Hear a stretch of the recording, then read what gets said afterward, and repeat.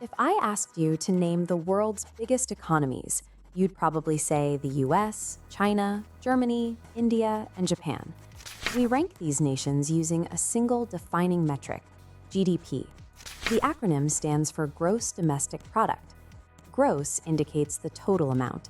Domestic means it happens strictly within a country's borders, and product represents the market value of all final goods and services produced. To visualize this, imagine an entire country operating as a single bakery. The GDP would be the total revenue generated from every loaf of bread, cake, and cookie baked and sold inside that building over a year. Crucially, we don't count the raw materials separately. The flour used for the bread isn't added to the tally because its value is already included in the final price of the loaf. Economists enforce this protocol to avoid double counting the same economic activity. Location is the deciding factor. If an American citizen opens a bakery in the United Kingdom, that output is excluded from the US data. Because the physical production happened on British soil, it counts entirely toward the UK's GDP. While this looks like a straightforward math equation, relying on this raw baseline number creates a misleading picture, one that often obscures the actual wealth and daily reality of a nation. To calculate this massive national figure, economists primarily rely on the spending method. The formula tracks four specific variables: consumer spending on daily goods, investment like businesses buying new machinery, government spending on infrastructure like bridges, and net exports, adding the value of a trade surplus. Adding these variables together produces a country's raw nominal dollar figure. But this introduces a major flaw: inflation. If our bakery makes 10 loaves of bread and the price rises from $3 to $4, the total value jumps to $40. Even though the physical production hasn't grown by a single loaf, the raw data suggests the economy is expanding. Economists solve this by splitting the metric. Nominal GDP tracks current market prices, creating a mirage of growth. Real GDP, the flat line, locks in a constant baseline year's price, filtering out price hikes to track actual production volume. Without adjusting for these price changes, a rising GDP line can easily mask underlying economic stagnation.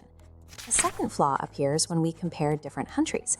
If India and the US both produce an identical loaf of bread, it might cost 100 rupees in one and $3 in the other. Using standard market exchange rates, 100 rupees converts to roughly $1. This makes India's economic output look significantly smaller on paper, despite both nations producing the exact same physical goods. To fix this, we use Purchasing Power Parity, or PPP. This adjusts the data based on the volume of local goods that money can buy, creating a more accurate comparison of real-world output. Then there's the factor of population. Singapore is a compact island nation of roughly 5 million people. Its neighbor, Indonesia, is a massive archipelago. Indonesia's total GDP is much larger, largely due to its massive scale of 280 million citizens. Raw population size inherently skews the total output figure. GDP per capita solves this by dividing total output by the population. This reveals that an individual worker in Singapore generates over $150,000 in value at PPP, while the average in Indonesia is closer to $17,000. Aggregate GDP measures a nation's total bulk, but per capita and PPP adjustments are required to see the true density and efficiency of its wealth. Even with these adjustments, the metric has massive structural blind spots. GDP fails to track informal economies, domestic labor, and volunteer networks, omitting billions of dollars in actual human productivity. It is also vulnerable to distortion by tax havens. Multinational corporations frequently route global profits through Ireland to exploit tax advantages. These routed profits inflate Ireland's national data, but the capital is immediately wired back out to foreign parent companies. As a result, local citizens see almost no direct benefit from the inflated figures. Equatorial Guinea provides a stark example of this disconnect. Driven by state-controlled oil, its GDP per capita is among the highest in Africa.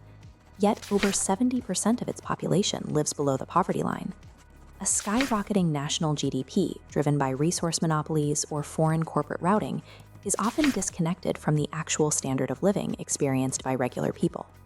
If raw GDP can be so easily distorted by inflation and tax havens, it raises a question. How does a nation build the kind of structural, physical output that this metric was originally meant to measure?